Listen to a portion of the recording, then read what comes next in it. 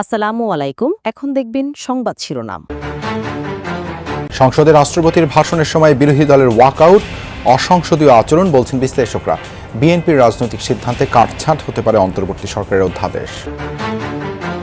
ঢাকার কেরানীগঞ্জের শিং নদের অস্তিত্ব এখন শুধু ভূমি অফিসের নথি আর মানুষের স্মৃতিতে। দখলে পিছিয়ে নেই সরকারও, নদের জায়গায় হয়েছে সড়কসহ নানা স্থাপনা। সোমবার দিনাজপুরে জাতীয় খাল খনন কর্মসূচির উদ্বোধন করবেন প্রধানমন্ত্রী তারেক রহমান। সারা দেশে প্রায় 20,000 কিলোমিটার খাল ও জলাশয় খননের পরিকল্পনা। ইরানের তেল রপ্তানির টার্মিনাল খার্গ দ্বীপে যুক্তরাষ্ট্রের হামলা, পাল্টা জবাব দিচ্ছে তেহরান। জ্বালানি নিষেধাজ্ঞা উঠে যাওয়ায় মধ্যপ্রাচ্য যুদ্ধে কপাল খুলেছে মস্কোর। গুমোট গরম কাটিয়ে রাতে রাজধানীতে আকস্মিক শিলাবৃষ্টি। আগামী কয়েকদিন অব্যাহত বর্ষণের পূর্বাভাস। বইমেলায় ক্ষতিগ্রস্ত স্টল, ব্যাহত বেচা বিক্রি। এতক্ষণ শুনছিলেন সংবাদ শিরোনাম, এখন দেখবেন বিস্তারিত।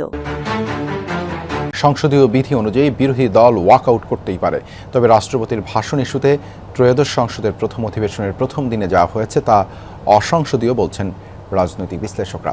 রাষ্ট্রপতির ভাষণের উপর আলোচনায় স্পিকার এই প্রসঙ্গ তুলবেন বলে আশা তাদের।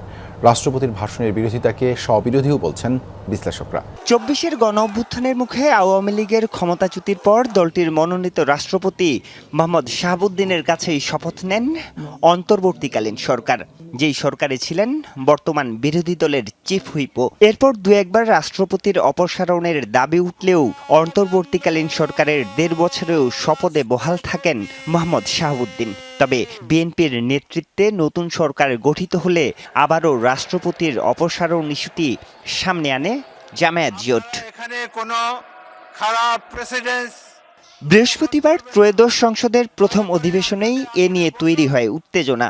ওয়াকআউট করে বিরোধী দল, জানিয়ে মিশ্র প্রতিক্রিয়া জানিয়েছেন বিশিষ্ট নাগরিকরা। সাংবিধানিক বিধি অনুযায়ী জাতীয় সংসদের প্রথম অধিবেশনে ভাষণ দেন রাষ্ট্রপতি। বিশ্লেষকরা বলছেন, রাজনীতির অংশ হিসাবেই রাষ্ট্রপতির ভাষণ ইস্যুতে বিরোধিতা করেছেন বিরোধী দল। তবে এই প্রতিবাদকে স্ববিরোধিতা বলছেন অনেকে। রাষ্ট্রপতির ভাষণ, জুলাই সনদ এবং সংবিধান সংস্কার পরিষদ, এই 3 ইস্যুতে আগামীর সংসদীয় রাজনীতি চলবে বলছেন বিশ্লেষকরা। মানুষের স্মৃতিতে আছে কিন্তু বাস্তবে নেই, এমন একটি নদ আছে ঢাকায়। স্থানীয় বয়োজ্যেষ্ঠদের স্মৃতিতে এখনও তরতাজা এই নদ শিংয়ের ভরা যৌবনার গল্প। সরকারি নথিতেও নদটির অস্তিত্ব মেলে, তবে সরেজমিনে নদের অবস্থান খুঁজে পাওয়া রীতিমতো দুঃসাধ্য। কোনো কোনো জায়গায় নদ টিকে আছে সামান্য নালা হয়ে, আবার কোথাও চিহ্নই নেই। নানা স্থাপনায় স্থানীয়রা যেমন, তেমনি সরকারও নদ ভরাট করে নির্মাণ করেছে সড়ক। একটি প্রবাহের খোঁজে ঢাকার কেরানীগঞ্জে এসেছি আমরা। নদের নাম শিং, স্থানীয়ভাবে পরিচিত সিংহ নদ নামে।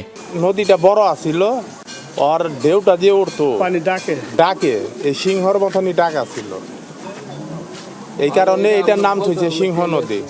একসময় সিংহ নদী ছিল কেরানীগঞ্জের লাইফলাইন। স্থানীয়দের আলাপে বারবার উঠে আসে সেই স্রোতধারার কথা। এই 2 খালটা পানি এখানে কাটাল গেছে, এখানে নাও গেছে, বুট গেছে, গয়না নৌকা দেওয়া নবগুল দোহার যত মারামারা ছিল এই খালদা যাই। কাগজে 17 কিলোমিটার দীর্ঘ এই নদটি খুঁজে পেতে আমাদের বেগ পেতে হয়েছে। পথে নানাজনকে জিজ্ঞেস করে পাওয়া গেল এর অবস্থান। বেশিরভাগ জায়গায় নদ সরু নালার মতো। আরও আশ্চর্য, কোথাও পানির অস্তিত্বই নেই।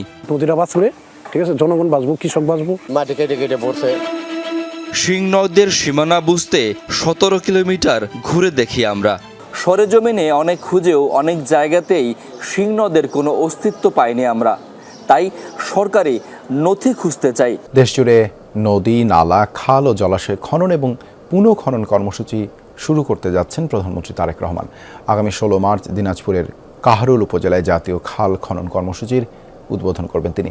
এই কর্মসূচির আওতায় সারা দেশে প্রায় 20,000 কিলোমিটার খাল ও জলাশয় খননের পরিকল্পনা রয়েছে। দিনাজপুরের কাহারোল উপজেলার বলরামপুর এলাকার শাহপাড়া খাল সময়ের সাথে হারিয়েছে জৌলস, ব্যাহত চাষাবাদ, বিরূপ প্রভাব প্রকৃতি ও জনজীবনে। দীর্ঘদিন খনন না হওয়ায় ভরাট হয়ে পড়েছে খালের বিভিন্ন অংশ। শুষ্ক মৌসুমে পানিশূন্য হয়ে পড়ে খাল, এতে ব্যাহত হয় কৃষি সেচ।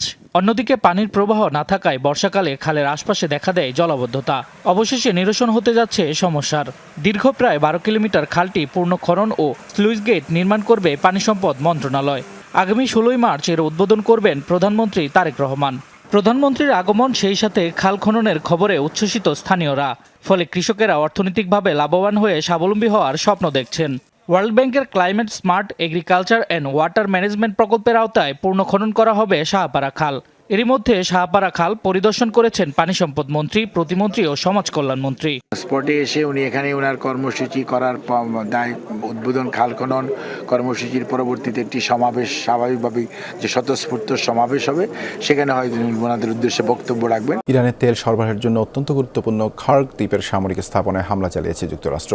পরবর্তীতে সেখানে থাকা জ্বালানি অবকাঠামোতেও হামলার হুমকি দিয়েছেন মার্কিন প্রেসিডেন্ট ডোনাল্ড ট্রাম্প। এছাড়া রাজধানী তেহরান সহ ক্ষেপণাস্ত্র হামলার শিকার হয়েছে ইরানের বিভিন্ন এলাকা। মার্কাজি প্রদেশের একটি গ্রামে অভিযানে নিহত হয়েছেন 6 জন। খুজেস্তান প্রদেশে মিসাইল হামলায় প্রাণ হারিয়েছেন 3 বছরের এক শিশু। এই নিয়ে দেশটিতে মোট প্রাণহানি বেড়ে দাঁড়িয়েছে কমপক্ষে 1444 জনে।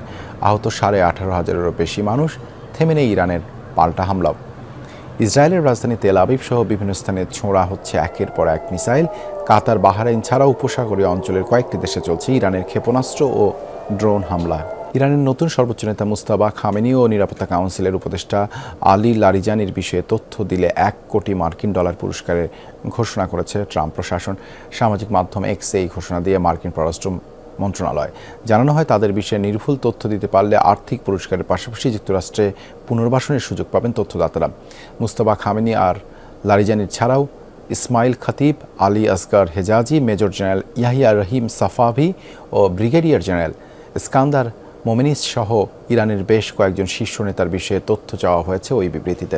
তবে এর কিছু সময় আগে আল কুদস দিবস উপলক্ষে তেহরানের রাস্তায় জনগণের সাথে হাঁটতে দেখা যায় আলী লারিজানিকে।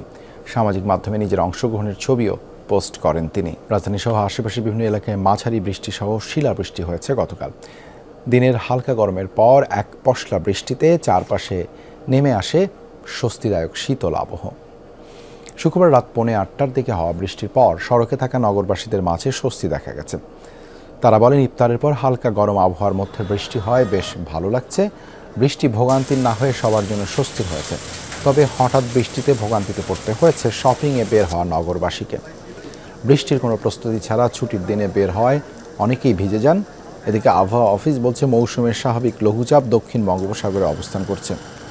এর প্রভাবে ঢাকা সহ দেশের 8 বিভাগে আগামী 5 দিন বজ্রসহ বৃষ্টির এই প্রবণতা অব্যাহত থাকতে পারে। এ সময় সারা দেশে দিন ও রাতের তাপমাত্রা সামান্য বাড়তে পারে বলে জানিয়েছে আবহাওয়া অফিস।